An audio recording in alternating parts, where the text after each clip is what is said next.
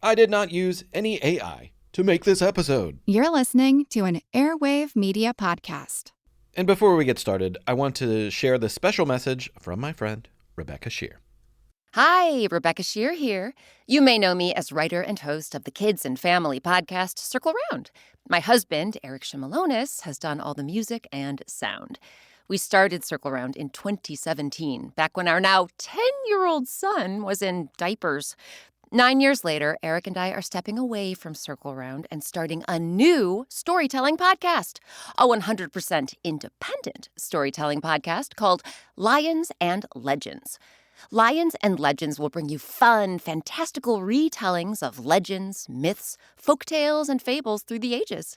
You'll be treated to unforgettable characters, Eric's amazing original music, plus groovy merch, a membership club for superfans, and, fingers crossed, live recordings across the United States.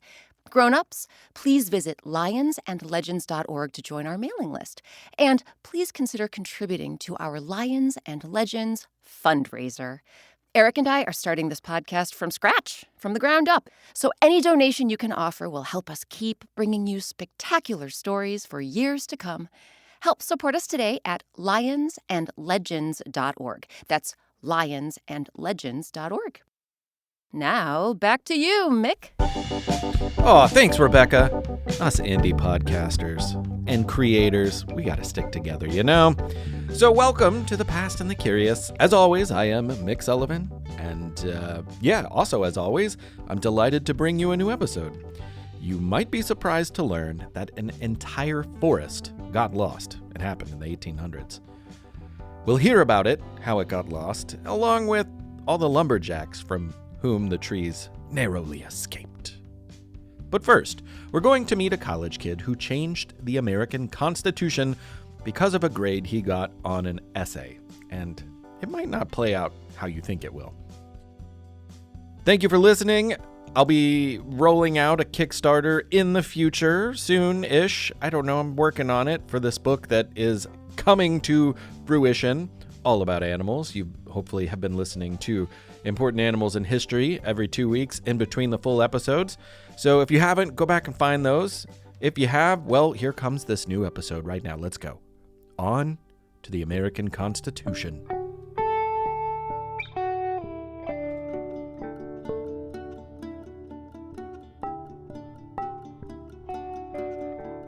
There are two types of people in the world. People who will tell you that you can do big things. Those are the dreamers and doers. And then there are people who tell you not to bother and ask with a snide tone, what can you do to change things? Those are the poo-pooers. Okay, now to be fair, we're not 100% all one or the other. Situations change. Realities can be, well, realistic. Though we've probably all done our fair share of naysaying. Personally speaking, I find it important that when you get down to it, it's important to be a dream doer, more so than a poo-pooer. We have the power to make things happen. Just take it from one college student in the 1980s who picked up where James Madison, of all people, left off 200 years before. That young man, Gregory Watson, changed the American Constitution. And it all started with some school homework. So before we get started, let's do a little homework ourselves. Relax. It won't be painful. In fact, I'll make it quick. And to make it even more exciting, here's Rebecca Shear to give you the basics.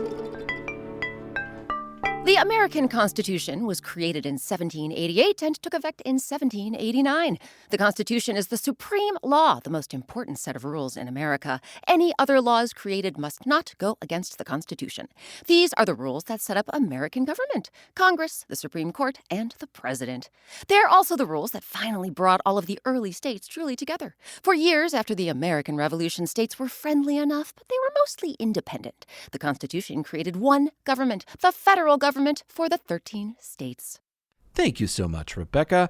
Of course, not everyone wanted this new constitution to happen, so it took some convincing. James Madison and Alexander Hamilton did a lot of persuading people through essays written for the public that they called the Federalist Papers. Yes, that's right. In the 1700s, lots of people just read essays. I mean, they didn't have podcasts, so... But before the Constitution could be ratified or agreed upon and made official, 9 of the states had to agree to it. But pretty quickly, 11 states said yes to the Constitution. And 11 is more than 9, so it was official. And pretty soon, North Carolina and Rhode Island came along to make it all 13 states. Congratulations, you have a country and a government, and now we're all in this together. We sure are. Now, maybe you've heard these words before. We, the people of the United States, in order to form a more perfect union, establish justice, ensure domestic tranquility, provide for the common defense, promote the general welfare, and secure the blessings of liberty to ourselves and our posterity, do ordain and establish this Constitution for the United States of America. That is the preamble, or the first words of the American Constitution. A few years after the ratification, Mr. Constitution himself, James Madison, proposed a set of amendments, additions or changes to include with the Constitution, and 10 of these became the Bill of Rights, so that regular people, you and me, citizens, could have protections from their government. You know, the freedom of speech, the freedom of religion, the right to a trial by jury, that kind of stuff. But originally, there weren't 10 amendments. There were 12. One of those 12 was a rule that said members of Congress couldn't raise their own pay. Actually, what it said was this: No law varying the compensation for the services of the senators and representatives shall take effect until an election of representatives shall have intervened. But yeah, basically, members of Congress can't vote to raise their own pay at that moment. If they voted for a pay raise, that new pay raise would apply to anyone seated in Congress for the next term after them. Seems fair to me. Probably shouldn't let people control their own paychecks. It's easy to see how someone might take advantage of that. By the way, Benjamin Franklin didn't even want them to get paid in the first place. But that's another matter. Anyway, while they ratified the 10 amendments in the Bill of Rights, they did not ratify this amendment when it was proposed in the 1790s. So it was mostly forgotten about, and the country, both people and government, moved on. Other amendments came, like the one ending slavery and the one that gave women the right to vote, but this one disappeared from everyone's mind, lost to the rivers of time, and forgotten by nearly everyone. That is until 1982, when Gregory Watson was a sophomore in college. Greg was taking a political science class at the University of Texas, Austin, and happened to read about this long-lost amendment from the 1790s. It grabbed his attention mostly because, despite never being ratified, there was nothing written into it that said it expired and couldn't be ratified later. As he figured, it could still be ratified, even after sitting around in the amendment garbage can for 200 years or so. So he wrote a paper about it. Greg highlighted the amendment and made the argument that despite the years and it being lost to time for so long, the amendment could still be ratified and added to the American Constitution. Greg was proud of his paper at the time and truly believed that he had stumbled onto a sure bet subject for an A-plus paper. Was he right? He was worse than right. He was wrong. Gregory's teacher gave him a C. A C? A C?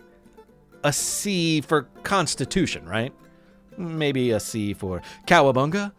Or a C for cake to celebrate his genius? Nope, it was none of these. It was just a C grade. Definitely not the A+ that he had hoped for. This C really bugged Greg. But it also unlocked something in him. Maybe the paper was great, maybe it wasn't. But eventually it took a backseat to something else that now drove Greg. Sometimes spite is a powerful motivator, but arguing the grade was pointless to him now. Who cares about a paper? He had something to prove. He made it his new mission in life to take this obscure amendment written by none other than James Madison and actually make sure that it was finally officially ratified 2 centuries later by U.S. Congress. Could Greg, one student, change the American Constitution? Yep, you betcha. So as you might know, by the 1980s, America had grown far beyond the original 13 colonies turned states.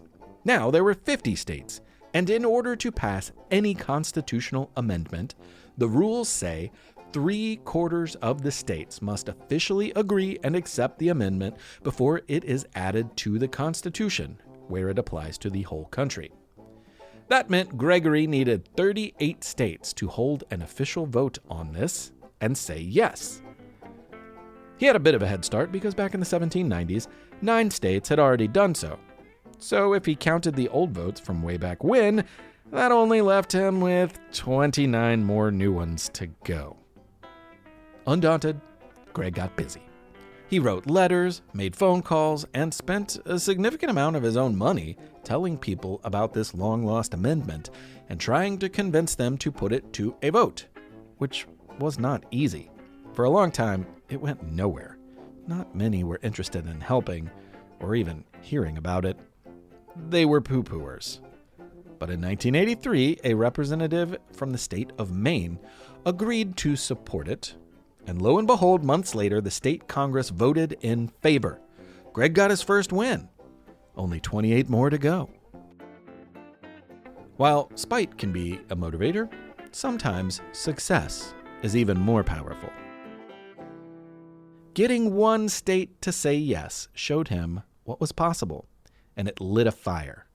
Greg became even more of a dreamer and a doer, and he started working even harder to convince politicians to put it up for a vote and to support it. For years, he worked harder than ants at a picnic. Any spare time was spent trying to get the amendment over the finish line, and each year, he had more willing ears, more votes, and more yeses. By 1992, 35 states had said yes. On May 5th of that year, Alabama and Missouri both voted in favor. That left one more state. 2 days later, Michigan held a vote and made it official. The amendment, now the 27th Amendment to the Constitution, had the required 38 states in agreement. It was officially added to the Constitution. Now later, Gregory was surprised to discover that my state, Kentucky, had actually voted for it when it became a state way back in 1792, and it had been overlooked. So technically, he had more states than he needed. Above and beyond. Real A+ work there, Gregory. It's amazing to think of the dedication and the hard work it took to get the 27th Amendment passed. But Gregory did it. Changing the American Constitution is a very hard thing to do. That's on purpose. The amendment from 1992 is the last amendment to be ratified. No one has succeeded in making any changes since then.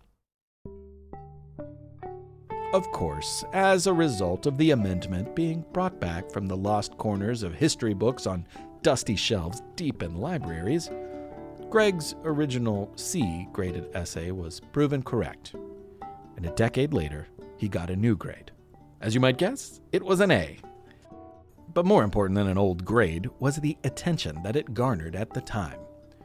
Greg has said that he wanted to show what one extremely dedicated, extremely vocal, and extremely energetic person could do. People took note in 1992, but every so often it's good to revisit a story like this, and for us to remember what is possible when someone acts like a dream doer, rather than a poo-pooer.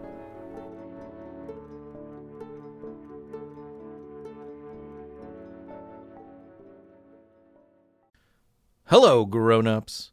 Homeschool families and many others are looking ahead to final projects, milestones, and wrapping up the school year strong. So right now is the perfect time to reinforce key skills and celebrate progress. It's also a good idea to start thinking about keeping the learning momentum going into summer, not just clocking out with our brains, There's travel, there's camps, there's all sorts of summer activities, and it can be challenging to stay consistent. IXL makes it simple to keep learning going with flexible practice that fits your family's schedule. IXL is an award-winning online learning platform that fits seamlessly into homeschooling. It offers interactive practice across math, language arts, science, and social studies from pre-K through 12th grade. IXL personalizes learning for each child as well, keeping them engaged and gives parents a clear insight into the progress. IXL is a really great way to handle this season of flux. The schedules are so different in the summertime, and the flexibility and changing routines really needs something, and IXL is a perfect solution to keeping that momentum going.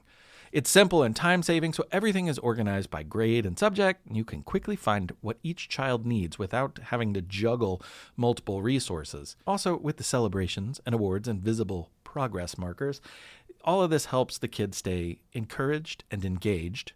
Plus, over 15 million students use IXL. More than 75 research studies show it delivers real results and is proven to improve achievement in all 50 states, giving homeschool families added confidence.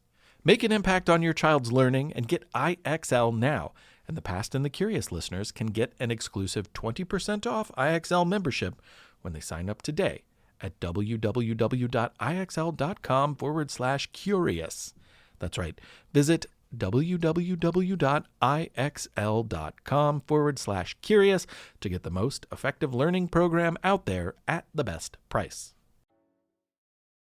The Past and the Curious.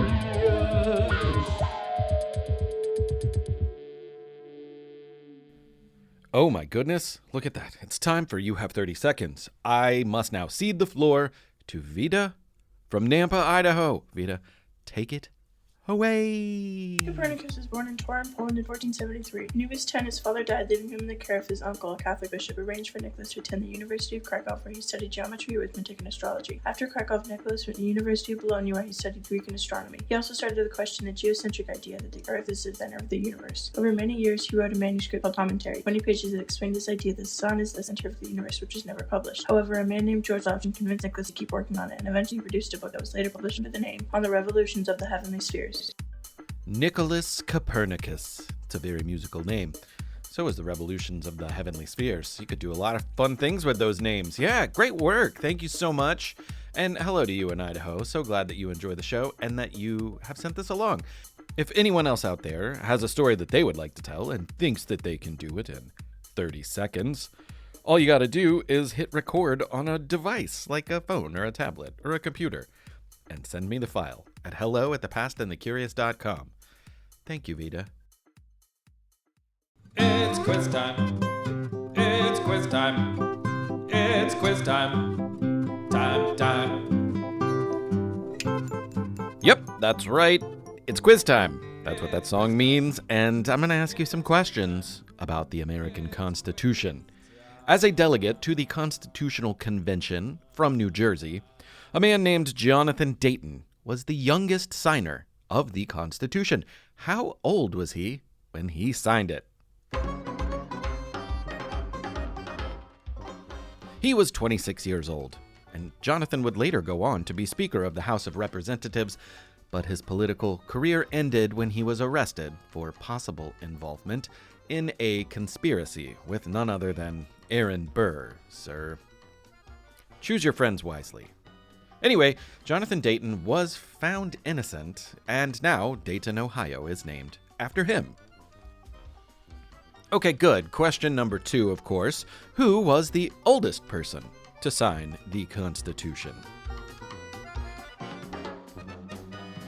Some delegate from Pennsylvania named Benjamin Franklin? Oh, Benjamin, of course, yes. Benjamin was 81 years old. He was significantly older than the rest of the founding fathers. He was actually 26 years older than George Washington and 37 years older than Thomas Jefferson. Okay, third and final question. Where was the Constitution signed? The Constitution was signed in Philadelphia, Pennsylvania, in a building known as Independence Hall. one of the most important historic sites in America. The Declaration of Independence was signed there, the Constitution as well, but there were a bunch of other important occurrences. For example, after his assassination, Abraham Lincoln's casket was displayed there for mourners. That was a big moment. But my favorite, as you might recall or may guess, is when Charles Wilson Peel had a museum there on the second floor. And with him lived the prairie dog that had been sent by Lewis and Clark from the West to Thomas Jefferson. That story is from episode 33.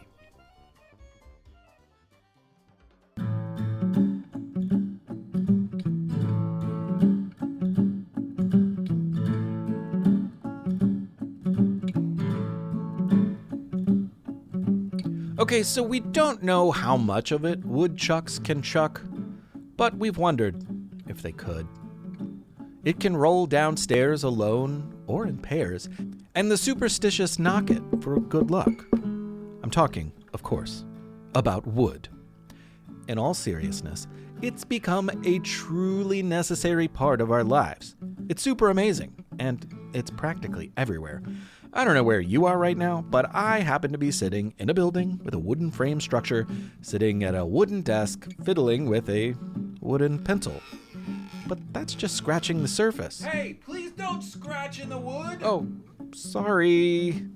Well, anyway, we use wood for all sorts of things. Think about it. Chessboards, boxes, cooking utensils, tool handles, coat racks, the floor, birdhouses, telephone poles, park benches, drumsticks, baseball bats, kitchen tables.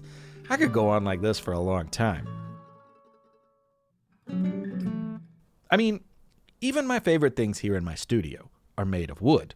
My guitar, my banjo, my bagpipes. Wait, I don't have bagpipes. How did those get here? All of this wood has to come from somewhere, and I'm sure you know where that is. But just so we're on the same page here, it's trees. We're talking about trees. If it weren't for trees, people wouldn't have been able to sail the globe, melt metals for industry, or keep trains on the tracks. We owe a lot to trees for the wood they provide, not to mention the great work they do in converting carbon dioxide to oxygen, so we can breathe. And how do we thank them? We cut them down. Okay, yeah, that's true. Luckily now, the lumber industry is regularly planting new trees to replace the trees they cut down, as are general citizens. Of course, there wouldn't be an industry if you cut everything down and never grew more. Huh? Would there? Wood there. But that hasn't always been the case. The trees harvested for lumber today are relatively young because they've been planted to replace others that were cut down. But try to imagine what the forests of trees might have been like in the 1700s and even the 1800s, before the replanted trees, before teams of workers were sent out to cut down the ones that they first found. Those trees from back then are called old-growth trees. You see, before the Great Chop, the forests grew undisturbed in ideal conditions for centuries, which led to tall, strong, dense wood, different from many of the trees growing today. Also, because of these undisturbed ecosystems, the biodiversity was different. There's a term we've used 2 episodes in a row.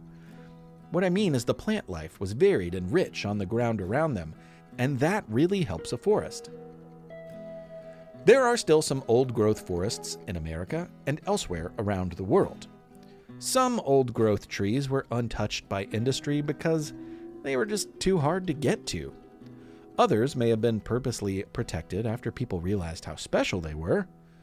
But one forest of old-growth trees just got lost. Yes, deep in the northern part of Minnesota sits a patch of trees called the Lost 40. It's a whole bunch of land that is home to old-growth pine trees. Super old trees, truly amazing. And they got left alone by a simple mistake. Many other forests got cut down, but somehow these lucky trees got lost and forgotten about. In the 1800s, prime pine like this was needed to build homes and buildings and boats. Heck, after the Great Chicago Fire, they could have used all this wood to rebuild that city. But lumberjacks were completely unaware of it and looked elsewhere.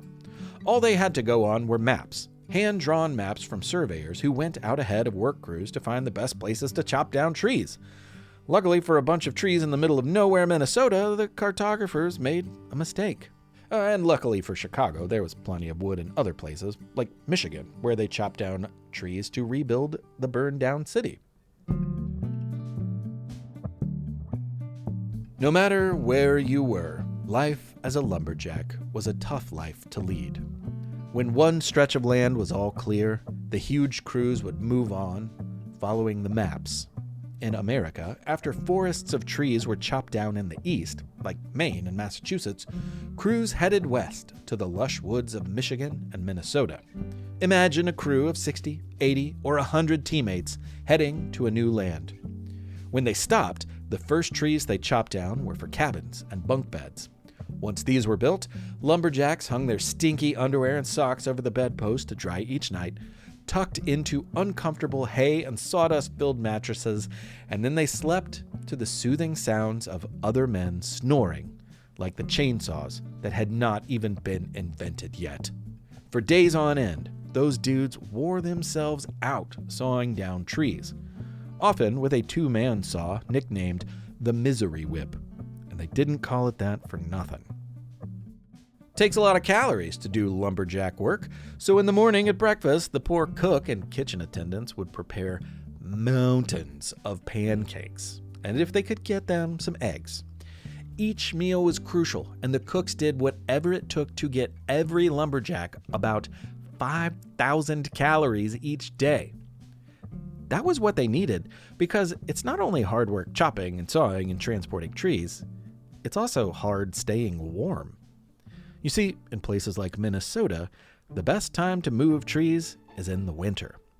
Believe those lumberjacks when they tell you, you do not want to deal with muddy paths along the way. You want it to be so cold that you can cover that path with water and it freezes to ice. See, it's a lot easier to slide a big tree than pull one over land through stones and stumps, or worse, muddy slop. But those low temperatures meant the days were even more miserable for the work crews. Once spring came, it was time to get those logs to the sawmill. When the rivers had thawed out, all of the timber would be floated downstream. And again, it was a lot easier to move this way. So the rivers would be clogged and choked with felled trees as workers followed along, or even on top, keeping things moving and making sure nothing got stuck. Once they got to the sawmill, which was conveniently powered by the water of the river, the wood could be processed and sold as lumber for builders, craftspeople, and anyone else who needed it. Considering how many things were built in this stretch of time, it's a wonder that there was any wood left at all. In America, just like other places, the 1800s saw huge growth in population and huge growth in industry, both of which require a lot of natural resources. The 1800s were also when more people spread out across the American continent looking for space. In 1882, surveyors traveled through Minnesota, land that had been and still was occupied by Native people. They were mapping the area, and these maps would be used to plan cities, identify riverways for industry, and were of special interest to the lumber industry, eager for more trees. We don't know why the mistake was made. Maybe the surveyor was new to the job. Maybe the surveyor was having a bad day and couldn't concentrate. Maybe they had a migraine while mapping. Mapping migraines are the worst. Or maybe they were playing a joke on the people of the future. Maybe they just got lost and confused and miscalculated their position. In any case, when the map of northern Minnesota was finished, the special area filled with old-growth white and red pine trees was not identified properly. Instead of showing it as a forest, maps said the area was a lake. And since lumberjacks don't need lakes, lumberjacks never went there to cut down the trees. So the trees remained, while forests of others were cut down and eventually regrew or were developed for other uses. Because the original space is kinda sorta about 40 acres of land, the area has been named the Lost 40, and the trees are believed to be 200 to 300 years old, or older. I mean, surely at some point someone went searching for the lake and was confused by the map at some point. Hey, I'm looking for a lake. The map says it should be here. Nope, nothing but old growth trees around these parts. Old gross trees? Ooh, I guess, yeah, that is what I'm looking at. Hey, that's not what I said. I said old growth trees. You should try growing up, pal. All right, well, let me know when you're a lake. I ain't never gonna be a lake. And amazingly, nothing changed for almost a century until 1960, when the area was surveyed once again. What a surprise! Of course, they got it right this time. Of course, by now, people realized how special the Lost Forest of Trees was. What a discovery for research, general preservation, and enthusiasts of fooling lumberjacks. Luckily, the land has become a part of the Big Fork State Forest, near today's Chippewa National Forest, and the Lost 40 is now part of the protected forest system. It's not easy to lose an entire old-growth forest, but we people managed to do it. We're not perfect, and that's okay. At least we rediscovered it. And now, the Lost 40 will remain safe from the big chop, as long as humans care to protect it from that sort of thing.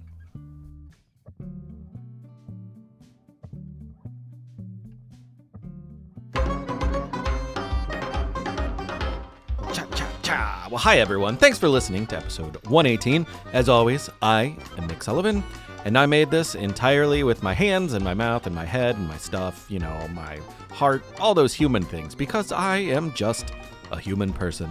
And this human person thanks you for your time and your attention. I hope that you enjoyed it. I hope you learned something. I hope you tell somebody about it. I'd like to thank all of the Patreon subscribers, and for those of you who are thinking about it, there is an ad-free feed awaiting anyone who signs up. And if you are wondering how you can help this human person making this show, sharing it with others is the best. So subscribe, review, and use that mouth of yours to tell people about it. Or if you're into sharing things online, boy, oh boy, that would be great. Also, there will be that Kickstarter for my book coming up soon. I know I keep talking about it, but I promise it's coming. I'm working. Also, for those of you around New York City, I'm planning to see you in the fall. More to come there, so stay tuned.